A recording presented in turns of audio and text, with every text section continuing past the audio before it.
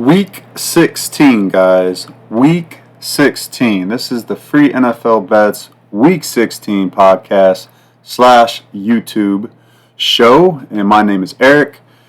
And you can find all of my official bets that I put my own money on at Twitter at Easy Money Wins. So if you want to follow all my official bets that I released in the NFL this week, follow me there at Easy Money Wins.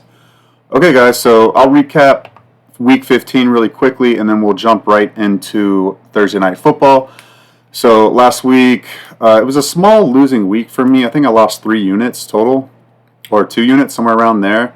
Year to date, I am 110 wins and 87 losses. It's good for 55.8%, which is outstanding. And units won to date is 25.75. So the $100 better, if you put $100 for every unit that I bet, you'd be up $2,500. So that's great, guys. I got no complaints with that. Very happy to be up 25 units.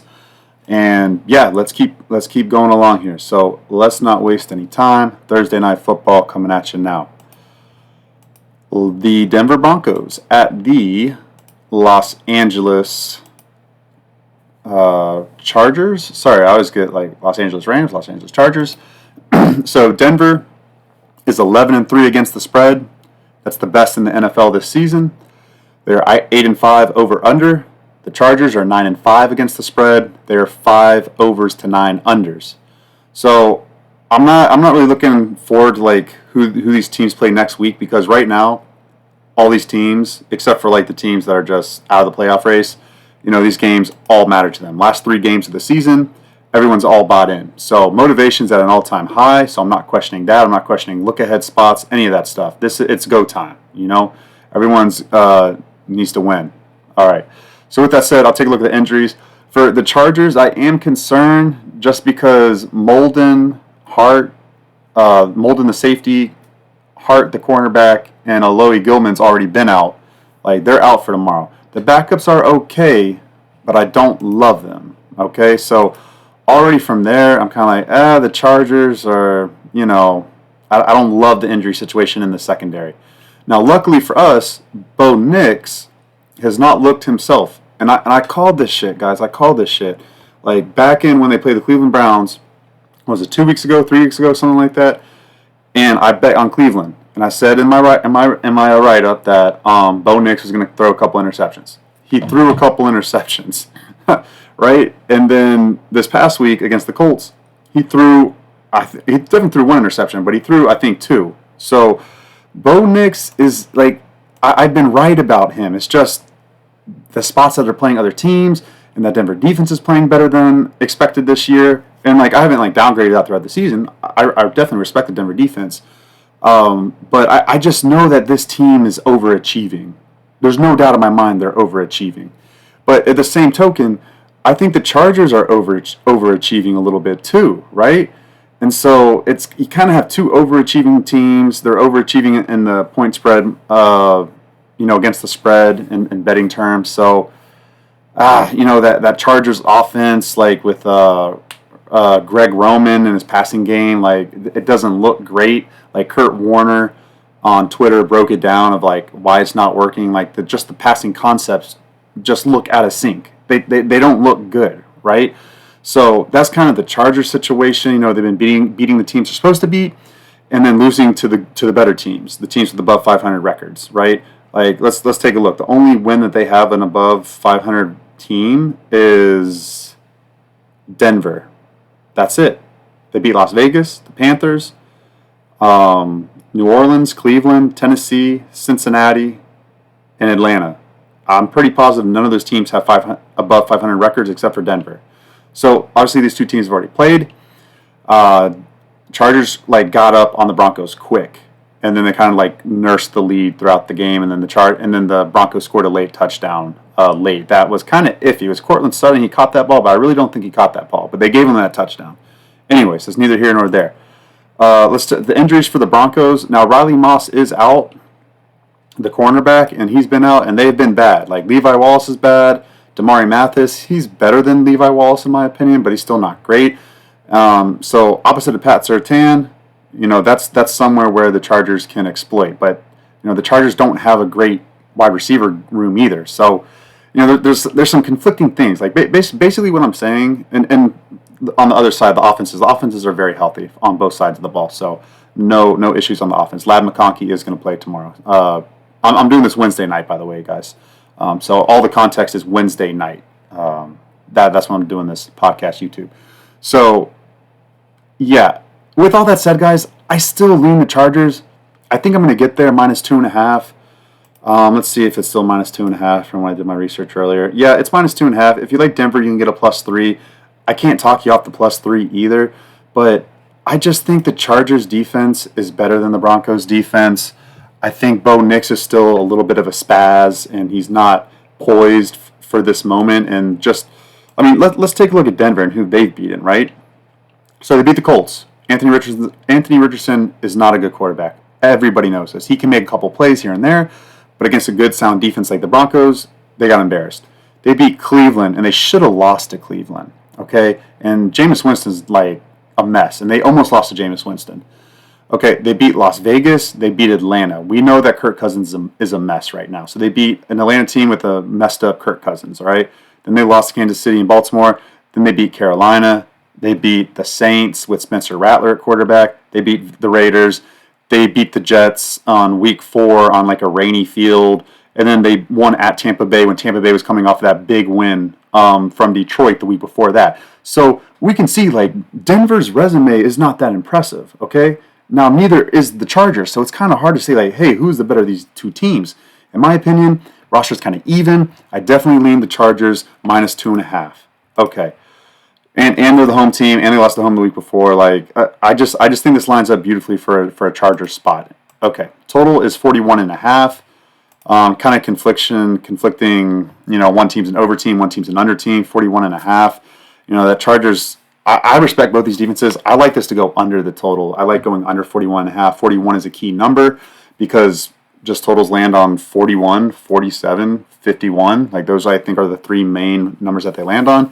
So I really like that under a little bit too. I might get there with both bets tomorrow, guys. Okay, sorry. I know I go a little bit long on the first game. It feels like because I get excited out the gate, guys. I get excited out the gate. So. That's my thoughts. Chargers -2.5.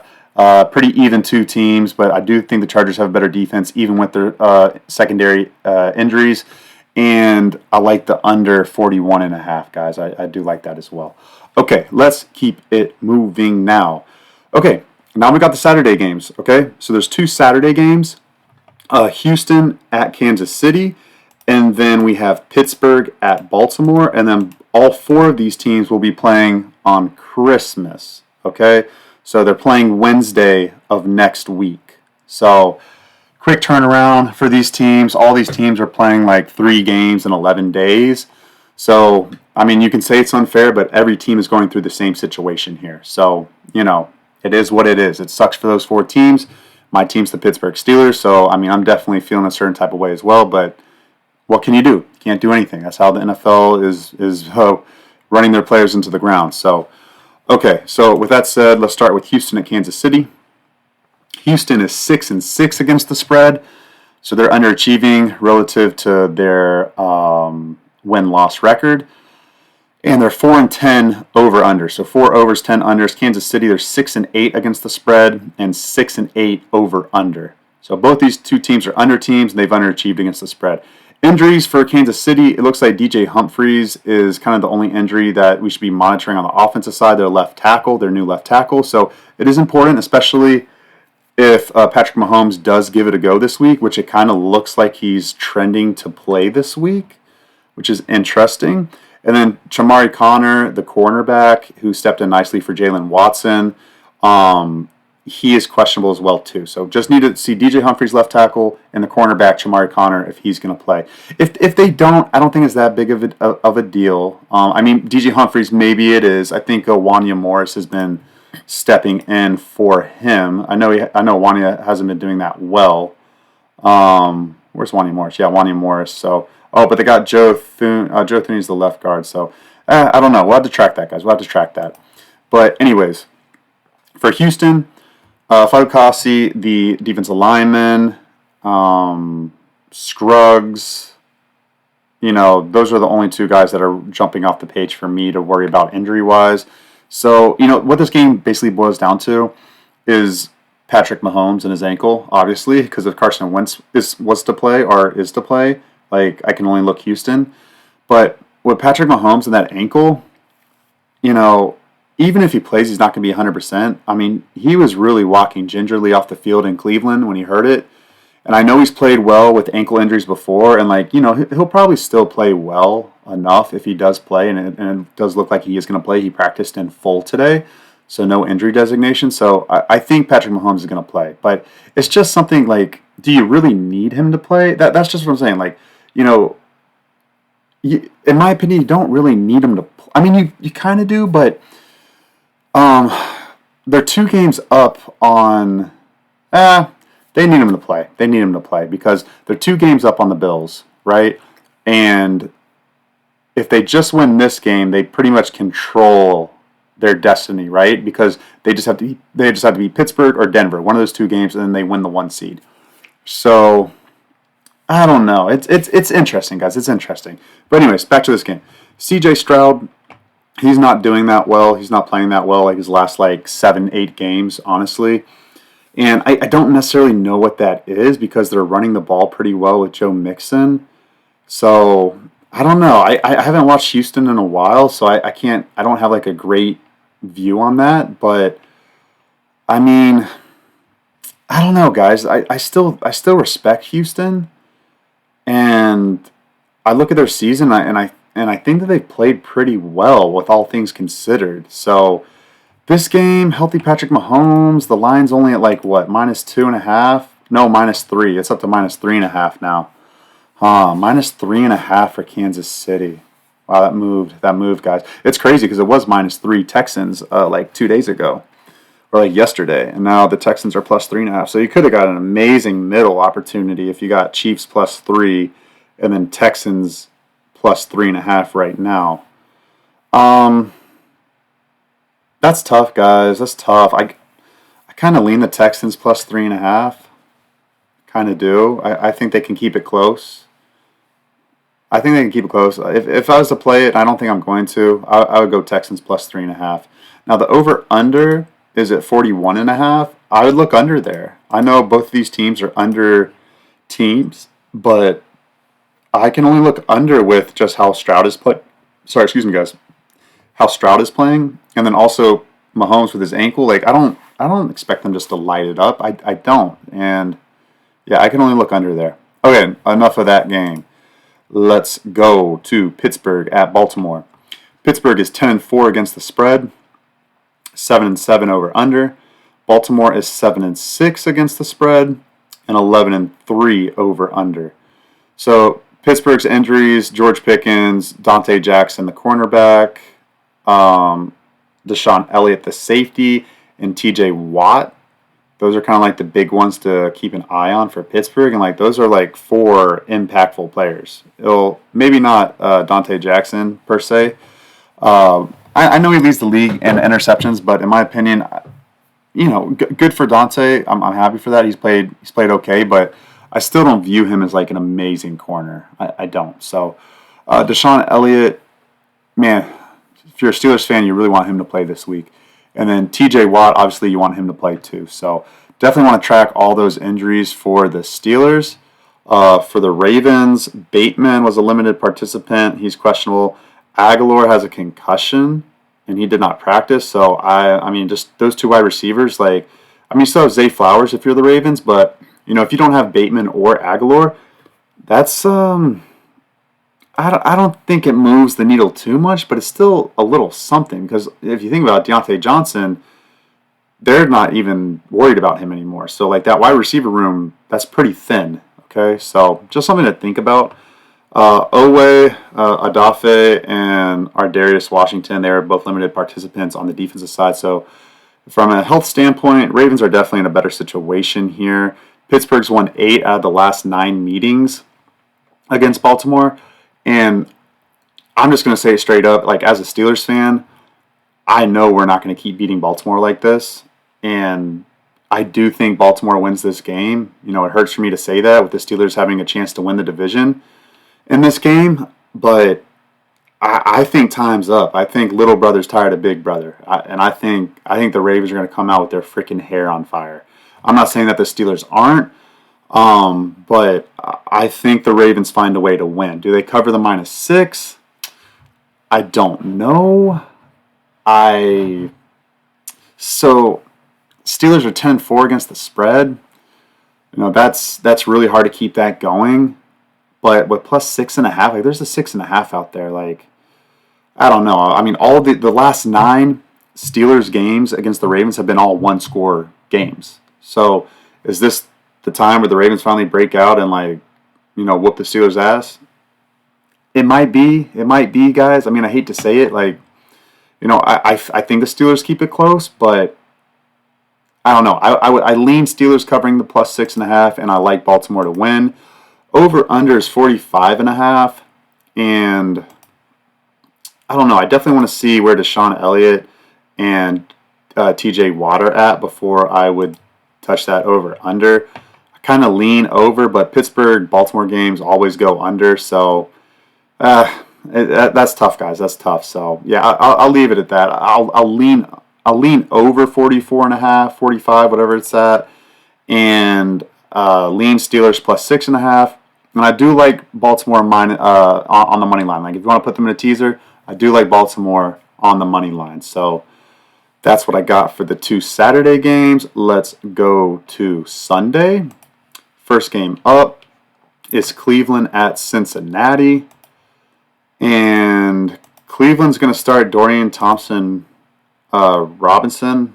DTR. I just call him DTR. I don't even know if I said his last name right. Cincinnati, the Bengals, they're fairly healthy. Let me see here. Orlando Brown and Kappa, the left guard, he has a concussion. And Orlando Brown, he did not practice. I don't think he played last week either. So, definitely want to check the offensive line situation. Cleveland's defense line it's fairly good. So, want to see if Orlando Brown and Alex Kappa actually do play or not. Sam Hubbard and Sheldon Rankins on the defensive line for the Bengals. They did not practice today, so that's something to monitor as well. And then for Cincinnati, the secondary, Cam Mitchell, limited participant, and then Martin Emerson. He has a concussion, so I don't know if he's going to play. Usually this year, these guys that have had concussions, they usually miss the week. They usually play the following week. And then on the offense side, Njoku and Cedric Tillman did not practice either. So, you know, the whole thing that I think about in this game is that Joe Burrow and Zach Taylor getting into it on the sidelines. Like, it shows me, obviously, that Joe Burrow is the competitor that we all think that he is. And just to see that, I like seeing that emotion on the sideline. It means that they're going to come out ready to freaking play this week as well. Like, Joe Burrow is going to want to play well this week.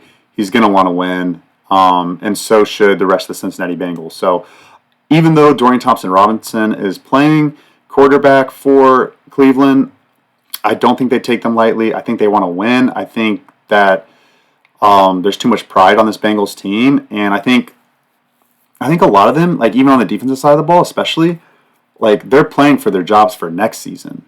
You know, the coaching staff, Lou, Anarumo, like they're all playing for their jobs next year. So, you know, this is like a 3-week audition, basically like, hey, sorry we messed up early in the season, but, you know, here, this is what you'll get next year. Sorry about that kind of thing, you know? So, I can only look Cincinnati in this spot. Over-unders at 47, spreads at -7.5. I lean under 47.5. Just because I think DTR is not going to do anything, and then Nick Chubb's out, even though Nick Chubb is not Nick Chubb anymore. It's just not, guys. I feel bad for Nick Chubb. I really do. Like, that knee injury messed him up. Like, he's not the same. If you saw him running the ball when he came back from his injury, he was not the same, guys. But, yeah, I like Cincinnati to stifle the Browns' offense, and I think DTR is going to be a little more careful with the football, not turning it over. I think the Browns are not going to be able to stop Cincinnati's offense, in my opinion. I like the spread. I like taking -7.5 over that. And then I also like Bengals on the money line to tease them for sure. So those are the ways I'm looking for the Browns and the Bengals. Next game up, we've got the Lions at the Bears. All right, let's see what I got for my notes here. So Detroit is 9-5 against the spread. They're 7-7 over under. Chicago is 6-6 against the spread and 5-9 over under. Now David Montgomery, he's out. Obviously, he's got probably a torn MCL is what they're saying. Aleem McNeil, he's on IR. He's a defensive tackle. Carlton Davis, starting cornerback.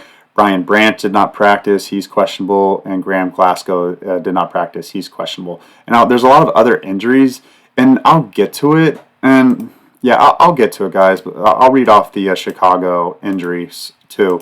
So Chicago, you have Braxton Jones, a concussion. Tevin Jenkins did not practice, and Bates, the center. So those are 3 starting offensive linemen for them. And then if you saw the game last week against the Vikings for the Bears, like that rookie left tackle was a mess. So he played awful.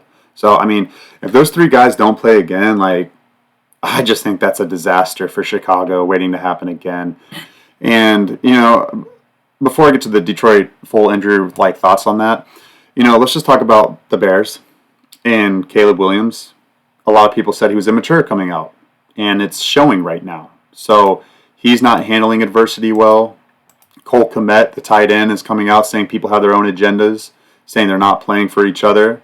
Okay, so this is all really, really bad stuff in Chicago, in my opinion. Poor Thomas Brown, the offensive coordinator, who became he was basically an assistant coach to interim offensive coordinator to interim head coach. Poor guy just inherited a freaking mess. So, these 2 teams just played on Thanksgiving, but I mean, Chicago gave a really good effort on Thanksgiving. This is a 1 o'clock game, it's not a national TV game. They're at home, so I feel like Chicago's going to give a better effort because they're at home. Even these teams, in this situation, it's easy to fold on the road. It's easy to just pack it in on the road. But at home, you're in front of your own fans. They paid money to come see you.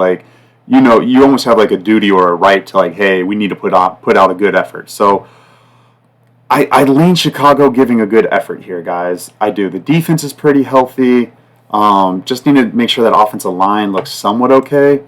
Now, for Detroit, there is a lot of injuries, but honestly, I don't think it's as bad as people are making it out to be. And this is why. So, the offense is fully healthy except for David Montgomery. All the starters are good to go. They're all good to go. So, no worries on the offensive side of the ball. On the defense is where people are concerned, right? So, Carlton Davis is not a good NFL cornerback.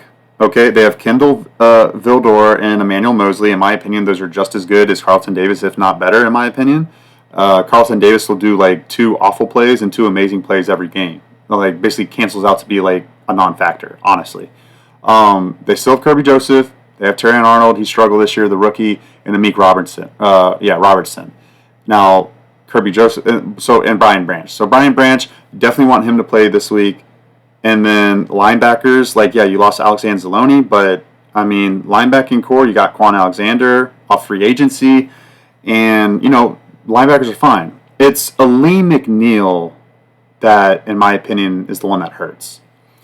That run defense for Detroit, it's kind of cracked a little bit recently.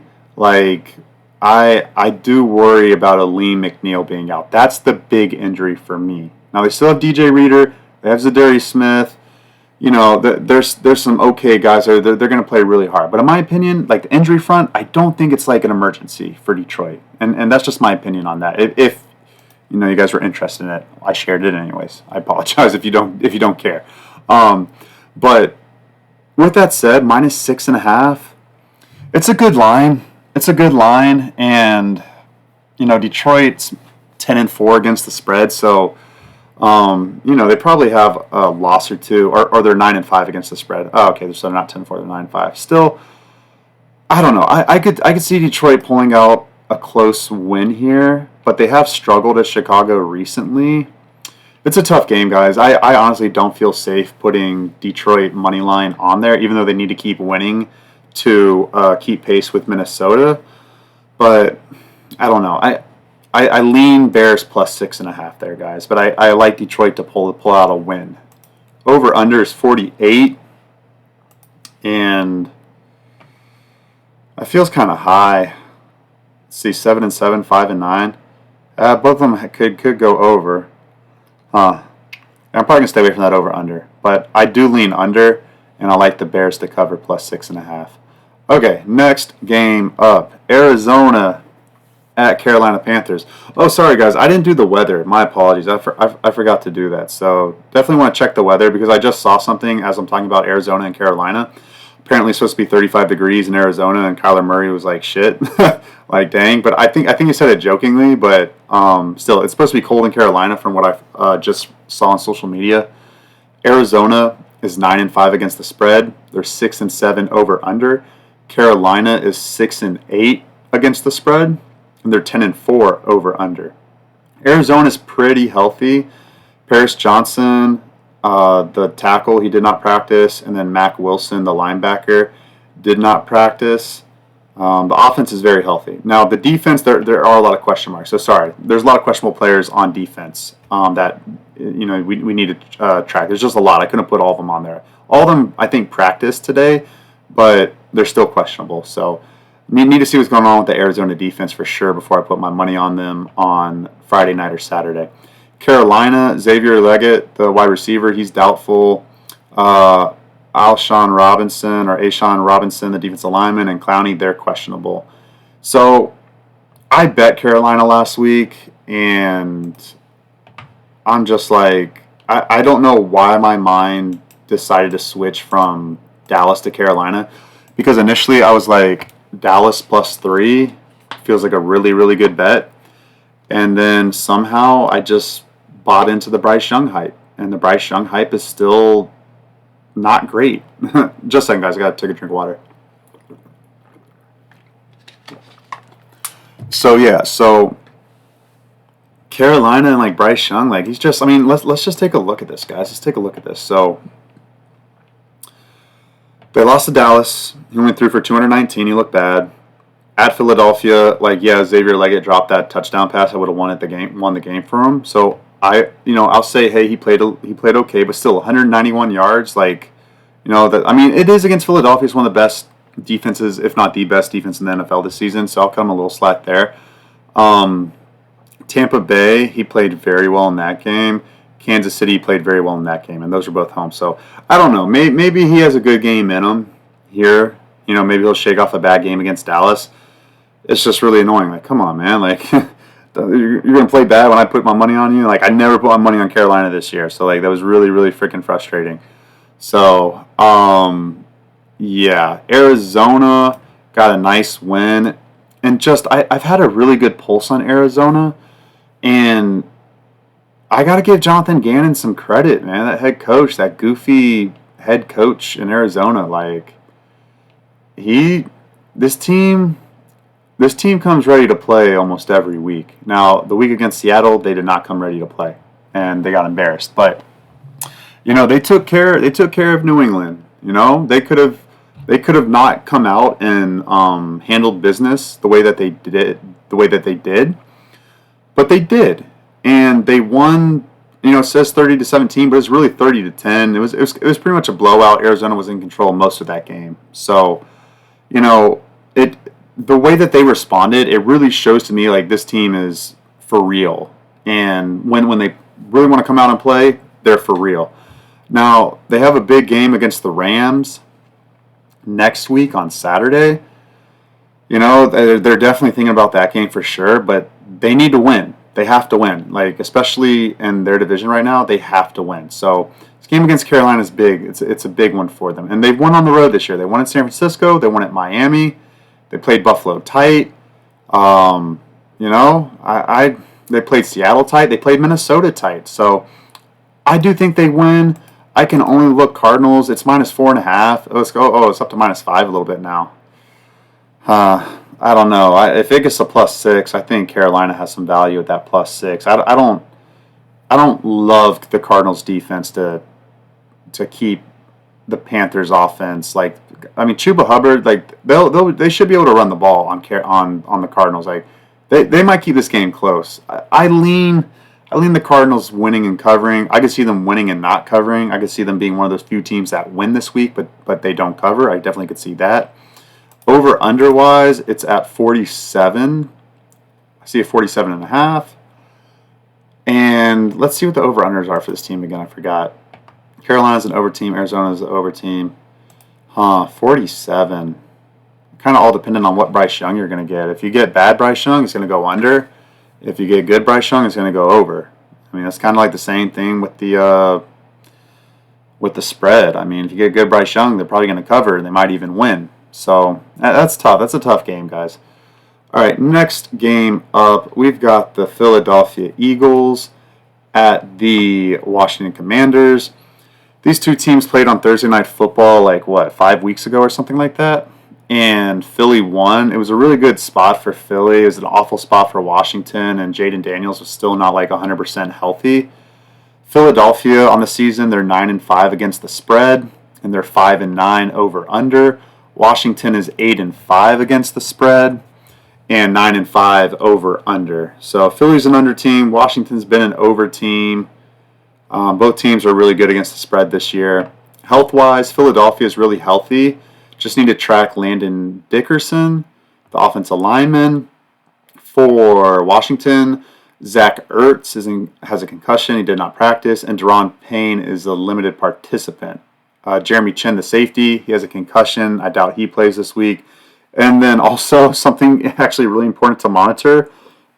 Both kickers today had babies. Their wives or, I don't know, girlfriends, whatever it is, they had babies on the same day. So both kickers are out. Out of practice. I don't know if they're going to play this week. I don't know. The Washington might have to sign an emergency kicker, and that's really important, guys. In a game with the point spread around 3, like it is. Let me see what it's at now. Yeah, plus 3.5. Those field goals matter, guys. Those extra points matter. So Washington has both their kickers on maternity leave, and I don't know when they're coming back. So that's something interesting. And basically in this game, let's take a look. And I kind of shitted on Philly before the Baltimore game, and my opinion of the Eagles is we'll start with this, guys. And I don't know. Sorry, guys. This Eagles team. They're not confusing. I feel like I have them down pat. I feel like I know what kind of team they are. And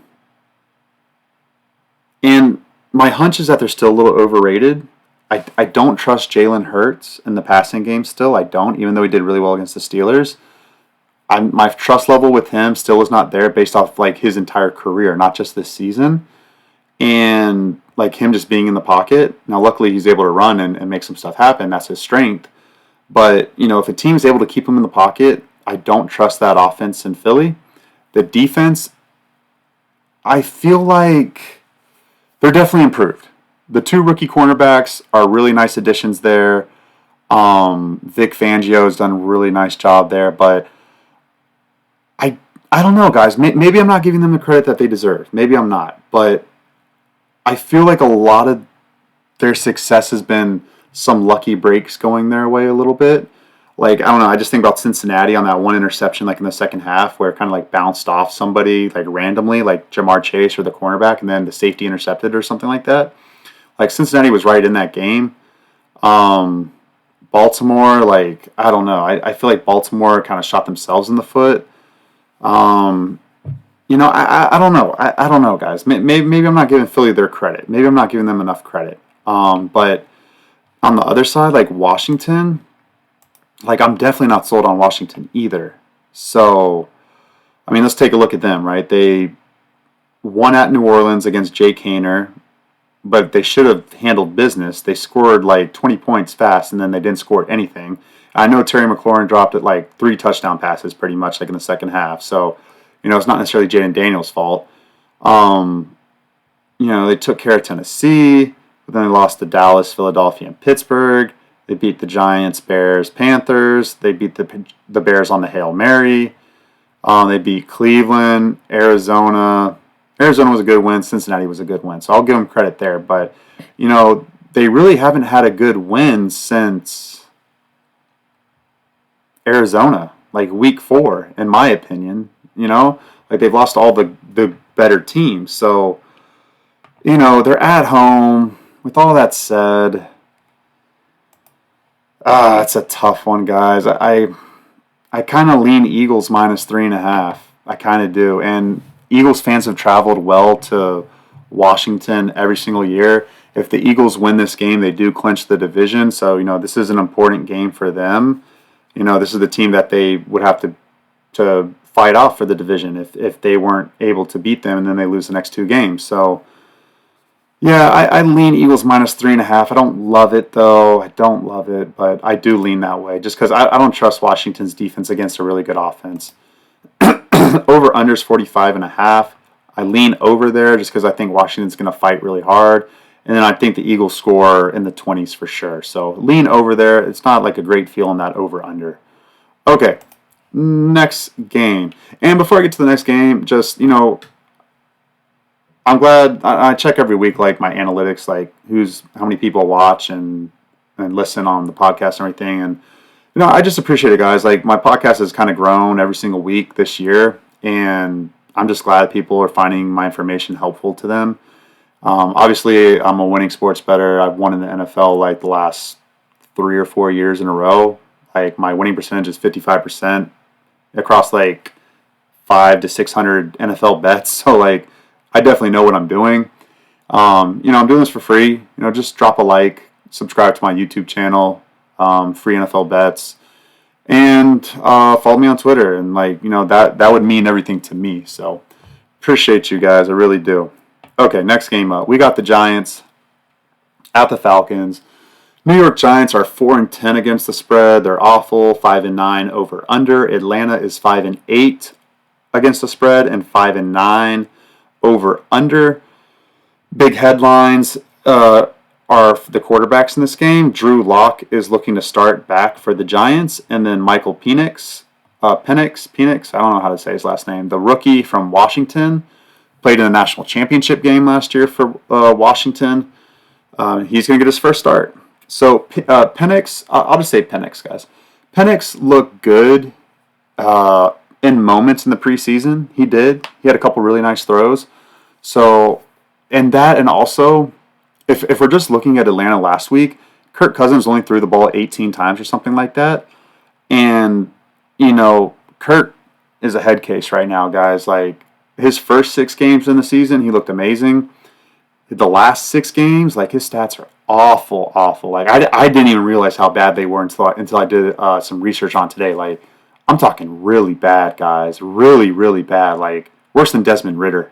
Like, I mean, seriously, his last 6 games have been god-awful. So, I think the move to Penix is the right decision right now. Like, what do you have to lose? You know what I'm saying? Like, obviously, Kirk Cousins is, like, he's in his head, and it's not a good place to be right now, and it's affecting his play. So, I do think Penix is going to be okay. Just like I said, they only let Kirk Cousins throw the ball 18 times last week. They're going to run the ball a ton, guys. They're going to run the ball a ton this week. Atlanta is. So that's what I think is going to happen. I think Penix is going to throw sparingly here or there.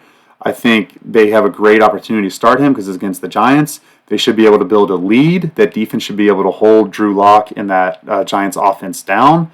And then Atlanta should be able to get out to an early lead, hopefully, behind the running game and kind of let Penix get his feel for the game against a bad team at home, before he has to go and play more difficult opponents the next 2 weeks of the season. I forget who they're playing the next 2 weeks. Maybe it's not that difficult. I think they play the Panthers. Hold on, now I'm curious, guys. Let me see who Atlanta plays the rest of the way here. All right, so they play... Yeah, Carolina and Washington. Well, they're at Washington next week. That'll be a very huge game for them, especially if Washington loses to the Eagles this week. And that means the Falcons could sneak into the wild card if they're able to beat Washington, and then Washington were to lose their last game. So no, this is a good audition for Penix for sure, and definitely a first chance to get his feet wet. So I do lean Atlanta to win. Now the spread is plus 8.5, and there's a lot of injuries on the Giants' defense, and there were so many that I couldn't even write them all down. And so Brian Burns and Bobby Okereke, they did not practice. Those are two really impactful players in that defense. The offensive line, I think, did not participate too. I mean, there's just a lot to monitor on the Giants, guys. So if we get a lot of backups in on that defense for the Giants, then I definitely like Atlanta to win and cover. If the Giants put out somewhat of a respectful defense out, then I lean an under, and I lean the Giants covering plus 8.5. I do, even with Drew Lock. It's a lean, but that's the way that I would look. If the Giants defense fields a competitive group of guys out there, okay, yeah, I wouldn't be mad at anybody taking the Giants plus 8.5. But I'm not going to touch that spread, guys, and I'm not going to touch the over under because, like I said, one of my gambling law of commandments, so to say, is do not bet on stuff you don't know. And we can say we know Michael Penix. We can say that, all we want. But just because we saw him play in preseason does not mean we know what we're going to get on Sunday. We literally don't know, guys. Nobody knows. Somebody might have an amazing hunch. Somebody might feel like they know. And, good for you guys, if you're able to get that. But, for me, we don't know. He's never played an NFL game. It's his first NFL game. So I'm not going to try to go out there and guess that correctly. I'm not. But I do like the Falcons to win. So I'll leave that there. Did I talk about the over-under? It's 42. I lean under 42. Don't love that. Okay. Next game up, we have the Tennessee Titans at the Indianapolis Colts. Tennessee is the worst team against the spread. They're 2-12 against the spread. They're 8-5 over-under. Indianapolis is 8-6 against the spread and 6-7 over/under. So for Tennessee, big news is, I don't think it's really big news because Mason Rudolph has started a couple games this year and he's looked like shit too. But Mason Rudolph is starting at quarterback again. And I think he started 3 or 4 times this season, and the Titans' offense has still looked just as bad, and Mason Rudolph has thrown bad interceptions too. So it really, in my opinion, it doesn't alter my handicapping process that much. They have a ton of guys that did not practice on both sides of the ball, so need to see how that injury report shakes out for Tennessee. For Indianapolis, Michael Pittman and Alec Pierce, the wide receivers, they're questionable, and then Latu, the first-round draft pick out of UCLA, the defensive end, he's questionable, and so is EJ Speed, the linebacker. So, stuff to think about, but the headline, gosh, guys, if you haven't seen this, you should, I don't think you should. I think he was just got, Brian, sorry, guys, I kind of go off on, my mind's thinking faster than I'm speaking. Brian Callahan, the head coach of the Tennessee Titans, he went on a little rant today, and I was about to say go watch it, but then honestly, it's just kind of corny, or it's just kind of whack. He's kind of whack in my opinion, but you kind of get a feel for that locker room. And I will give him credit, though. He said that his team's not soft and that they go out there and compete hard every single week. They're just not good. I mean, that's basically what he said. Or basically he's saying his team's good, but his quarterback play sucks. So, but that's basically what he said. A reporter asked him if his team is soft, and he said he doesn't think so. And then he got really pissed off and started throwing F-bombs out there and, told to go shove it up their ass or something like that. He got pissed off. So, with that said, let's take a look really fast here. I do lean Indianapolis minus 3.5. I do, but man, I'm telling you guys, Tennessee's going to cover one of these last 3 games, and they should have won the first game against Indianapolis when they played them at home earlier in the season, and Will Levis was Will Levis. Like, the game was close, and Joe Flacco started that game, and it was a disaster. But yeah, I can only look Indianapolis. I don't trust Mason Rudolph. I thought I could earlier in the season, and I can't. Like, he's just not good, guys. He's not good.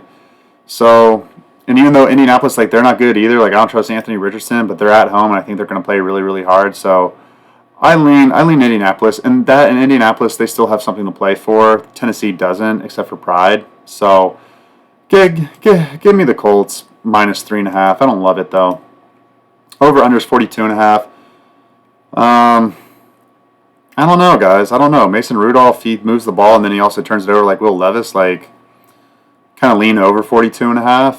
I think the Colts are gonna play really well at home, so I lean over 42.5 there. All right, last 1 o'clock game, guys. Last 1 o'clock game. We're getting there. We're getting there. We got the, what is it? Los Angeles Rams at the New York Jets. The Rams are 7-7 against the spread and 7-7 over under. The Jets are 5-9 against the spread and then 8-5 over under. The Rams are fully healthy, both sides of the ball. Just Kobe Durant. He's questionable, the cornerback. He did not play last week, but I like that. I like the backup that I saw in there last week. So, oh no, I'm thinking of somebody else. But still, yeah, I think Darius Williams is the backup for the Rams. It's really not that bad of a loss. I like Kobe Durant. I hope he plays. That'd be good for him. But we'll see. Jets. Elijah Vera Tucker did not practice. Morgan Moses, the other lineman, he's questionable. So I think both of them have been playing. Just want to monitor that throughout the week. Michael Carter, the cornerback, he did not practice.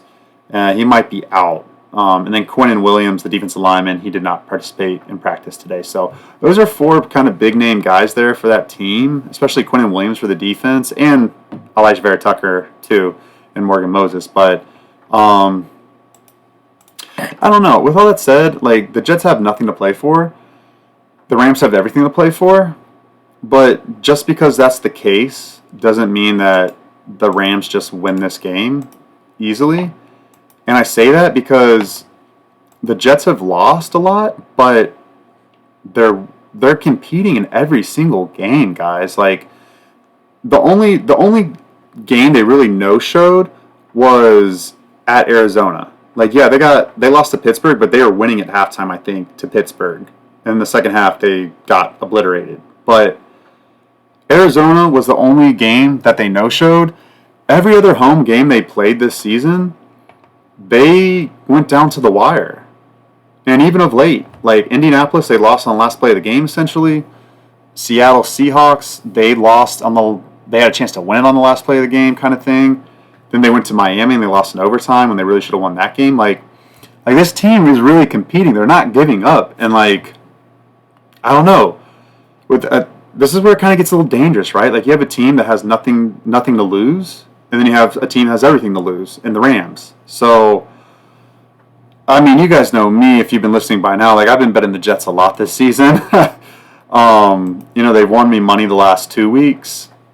But I like them plus 3.5, guys. I do. I think they're going to win this game. I mean, call me crazy, but I think they win this game. And to get 3.5 points, I think that's a nice advantage there. I like the Jets plus 3.5 a lot this week. I really do, guys. I think they're going to play really hard at home. Let's see how many home games they have left. They have one more against Miami the last week of the season. But when you're, again, like I said, even though you're a bad team or bad record-wise, when you're at home, like, your fans are going to let you hear it. Like, especially the Jets fans.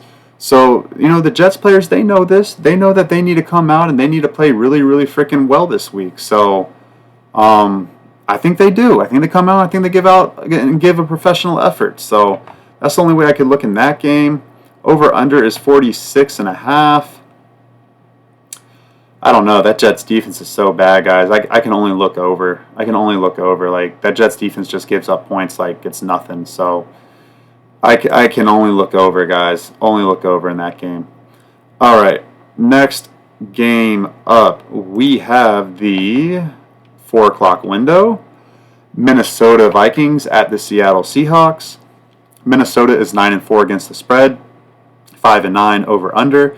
Seattle is 6-7 against the spread and 7-7 over under.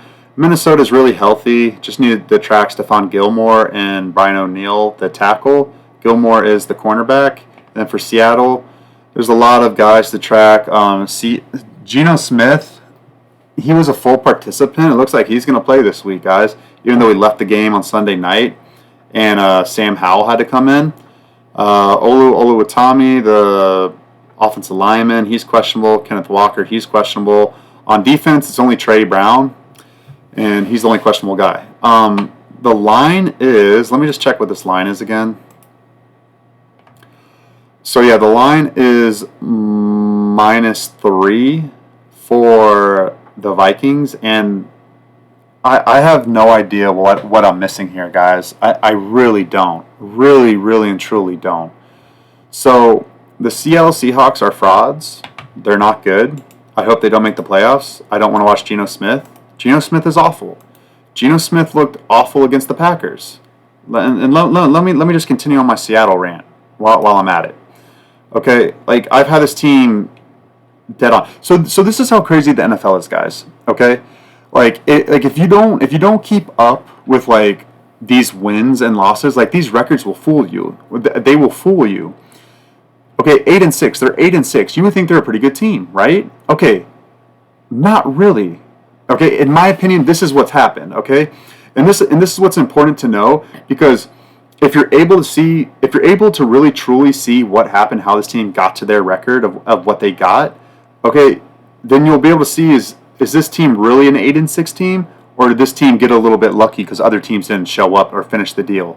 And in my opinion, teams didn't show up and they didn't finish the deal, okay? Or they got a little bit lucky.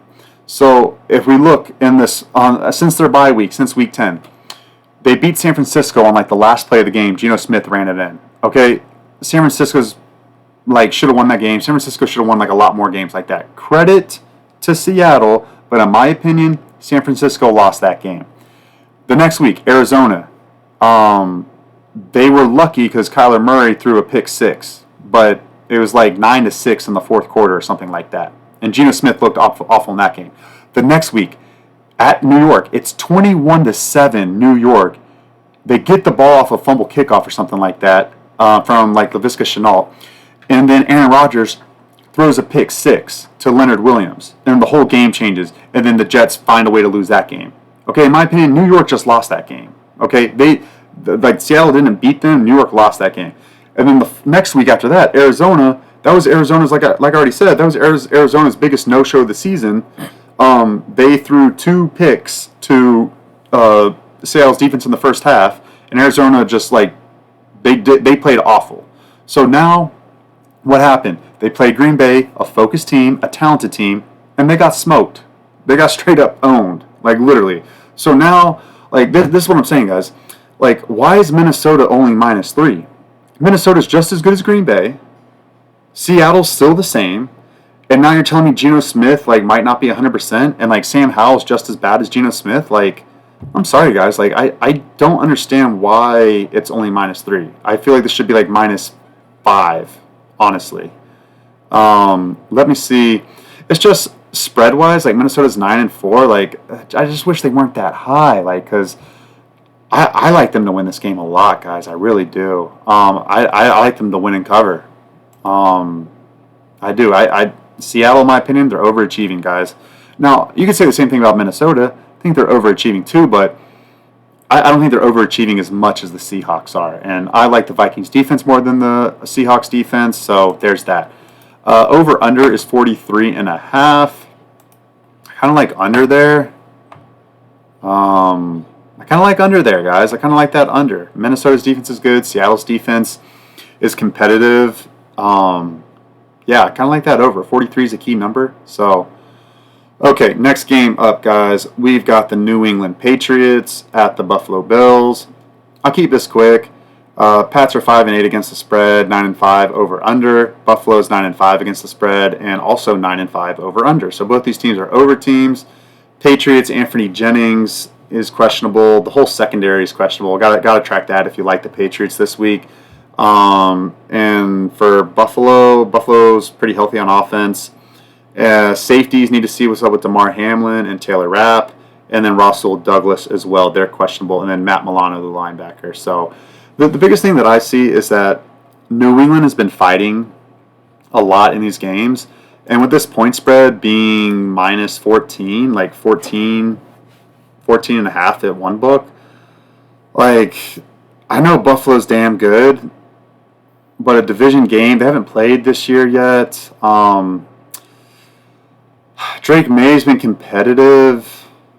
It's hard to go against Buffalo. It really is, like, against the spread right now. But I think the Patriots are the right side, plus 14. And like, in that point spread range, I do lean New England plus 14. I'm not going to bet that, though. I mean, yeah, I'm not going to bet that, guys. I don't trust that. Just because the Bills are so sound defensively. Like, they could force a really, really bad day for Drake May, and they could easily win by 20. So, yeah, I'm probably going to stay away from that. Now, over-under is 46.5.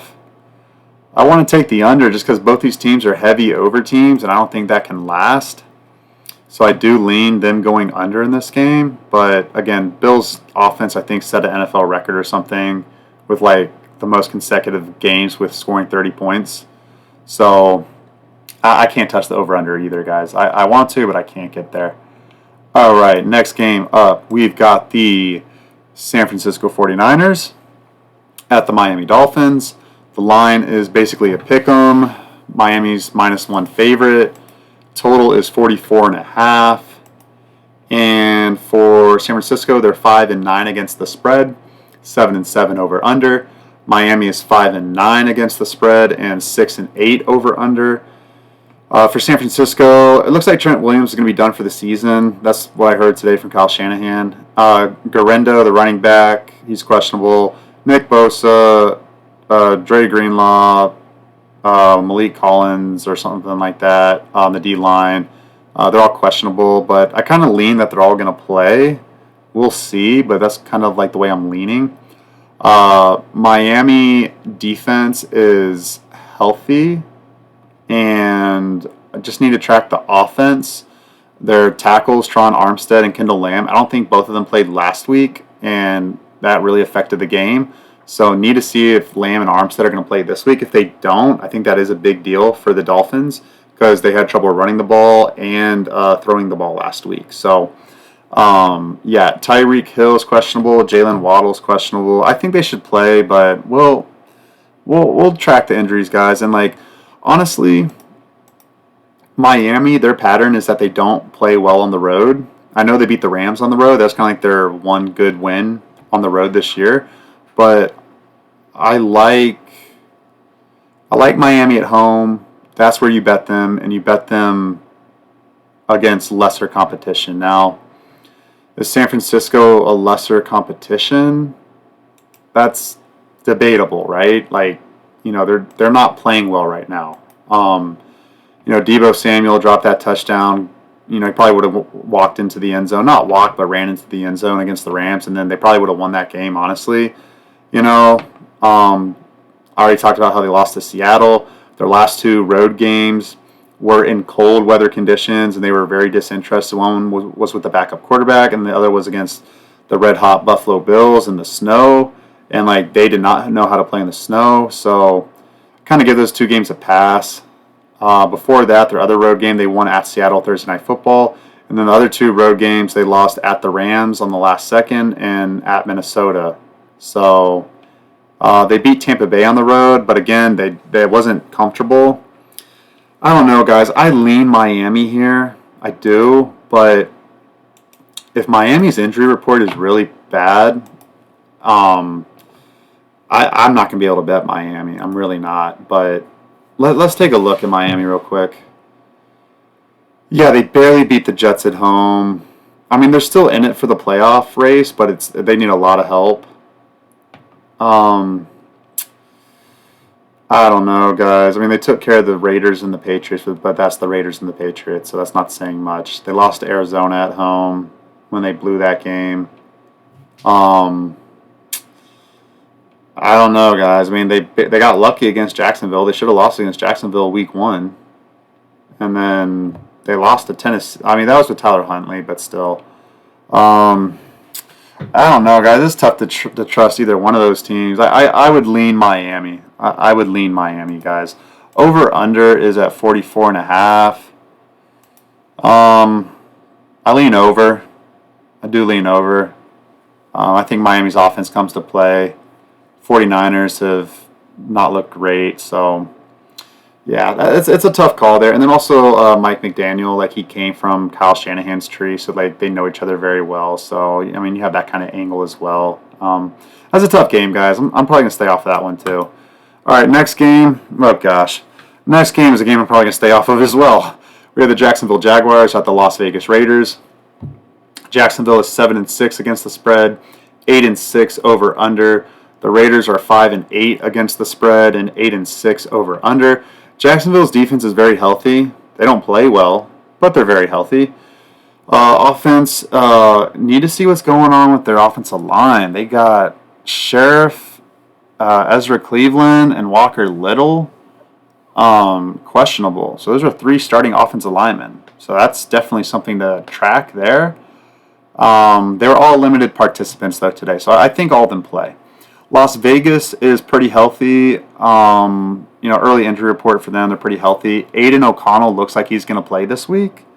So that's significant because Desmond Ridder looked really bad on Monday Night Football, guys. And it's crazy. So, like, Desmond Ridder made a couple plays where he scrambled and looked really good, and then he made a couple throws that looked really good, and that receivers dropped for him. So, like, Desmond Ridder didn't look that bad, and then he looked really bad, and then he threw, then he turned the ball over, and it just was not good.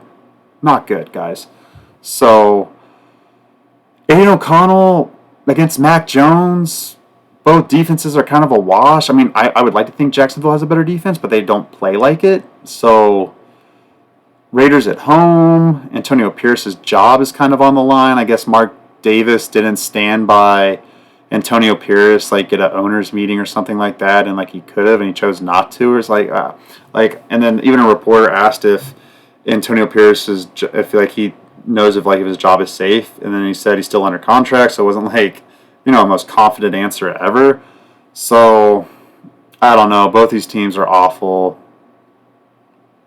Line's -1 for the Raiders. You like what the Jaguars have been doing in the past couple weeks, and I would think Doug Peterson gets his team to keep playing hard like they have been. But gosh, guys, I mean, hold on. Let's take a little dive. Let's take a look at the schedule real quick for both teams. So for the Raiders, they lost 9 in a row. So they lost to Atlanta, but they kept it close. They lost at Tampa Bay. Game was kind of close at one point. They really should have beat Kansas City on the road. That's impressive. Denver at home was actually close until Denver got a late touchdown. At Miami, that game was actually close before Miami got a late touchdown in the fourth quarter. Cincinnati, they no-showed before their bye week. They played hard against Kansas City. They played hard against the Rams at Los Angeles with Gardner Minshew. But they covered with a late touchdown, that's right. So, I don't know. It's kind of a mixed bag with the Raiders. Let's take a look at Jacksonville. So, they won on the road at Tennessee. But, again, it's Tennessee. They should have beat the Jets, honestly. They had the Jets on the ropes. Houston kind of owned them, even though the score was close. Detroit, they got embarrassed on the road. Philadelphia, they actually probably should have won against Philadelphia on the road. They played Minnesota tight at home with Mac Jones. I don't know, guys. I don't know. I lean the Raiders. I don't love it. I really don't love that though. Total is 40.5 there. I lean under, but not with that low of a total. I actually like that over. I like it over 40. But I don't love that either. So, all right, guys, let's get to the last 2 games. We've got Sunday Night Football. Tampa Bay Buccaneers at the Dallas Cowboys. Tampa Bay's 9-5 against the spread. 9-5 over under as well. Dallas is 5-9 against the spread. They're also 9-5 over under. Tampa Bay, Baker Mayfield popped on the injury report today. It looks like he's going to play, but he did pop up. Got to track and monitor that. Bucky Irving, Cade Otton, the running back and tight end, and Wirfs, the tackle, that are questionable. Need to track those guys. Those are key players to that offense. Secondary is all questionable. I think Antoine Winfield might have a chance to play this week. Hall and Logan Hall and Britt, they're also questionable in the front seven. So for Dallas, the offense is pretty healthy. It's just the defense. Nick Vigil, the linebacker, and then the entire secondary, Jordan Lewis, Malik Hooker, and Donovan Wilson, they're questionable. So with all that said, the line is, let's take a look at what it is, +4 to the Cowboys. And feels a little short, honestly. Tampa Bay's playing really well. Let's take a look at their schedules really quick, guys. Let's take a look there. Tampa, obviously, they just beat the Chargers.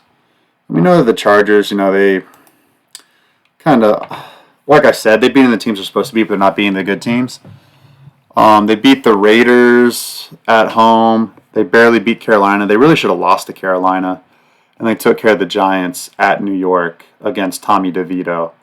But before that, they lost 4 in a row. They lost at home to San Francisco. Then they lost to Atlanta. But that was because Atlanta, they were really banged up in that game. So their defense is a lot more healthy now. Dallas, let's take a look at them. Beat Carolina.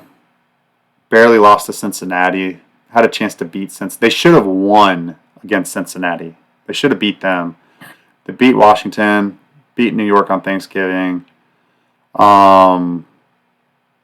Houston, Philadelphia was a mess at home. The other thing is that they've only won one game at home this year. So they play Washington and Tampa Bay.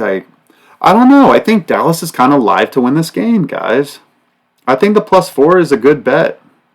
I would lean that way. Even though Tampa Bay is looking like really, really damn good, I think I can only lean. Well, I don't know. Tampa Bay is going to blitz the crap out of Cooper Rush. I don't think he handles that very well. I don't know, guys. I still kind of lean Dallas there. Over under. Both these teams are heavy over teams. Over under is 48.5. I lean under there. I think that's a little too high. Yeah, just like I said, I think the Buccaneers defense can frustrate Cooper Rush a little bit. And then on the other side, I think the Cowboys defense can cool off Baker Mayfield and the gang a little bit. I do. Just need to make sure that secondary plays. I think that over-under is going to be a play for me. Under 48.5. I kind of like that, guys. Okay, last game of the week. We have New Orleans Saints at the Green Bay Packers. New Orleans 6-8 against the spread, 7-7 over under. Green Bay is 8-6 against the spread, 6-7 over under. New Orleans, Kamara, the running back, is questionable, and Kool-Aid McKinstry on defense, the cornerback, he's questionable. Obviously, you want Kamara to play. If he doesn't play, in terms of the point spread, I don't think it's that huge of a deal. But obviously, it does matter, especially when you're going to start Jake Haener or Spencer Rattler. I think they're going to start Spencer Rattler this week. Jake Haener was a disaster. And then just the way that Spencer Rattler drove them down the field to cover the point spread last week, they're Spencer Rattler probably going to play this week, start. For Green Bay, Bullard, the cornerback, and Jair Alexander, the other cornerback, is questionable. And then Quay Walker, the linebacker, is questionable. The offense is very healthy. So early injury report for Monday Night Football is pretty healthy on both sides. Again, Spencer Rattler should start. The spread is also 14, I believe. Yeah, -14, +14.5.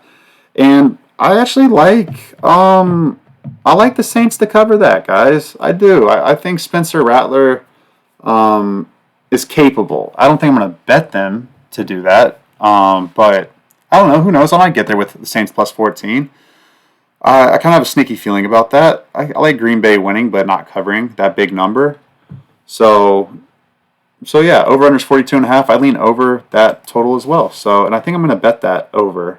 I do like that over 42.5. Just got to check the weather there. But yeah, guys, that's the show. I appreciate you guys for listening. I hope I helped you out. I hope I gave good information to help you make your own decisions, or if you just want to tell my bets, because I'm winning NFL this year, and every year I do the NFL, like I'm a winning sports better. Hop on the money train, guys, and yeah, follow me at Twitter at Easy Money Wins. So that's it, guys. Week 16 in the books, 2 weeks left, and then the playoffs. Let's get after it.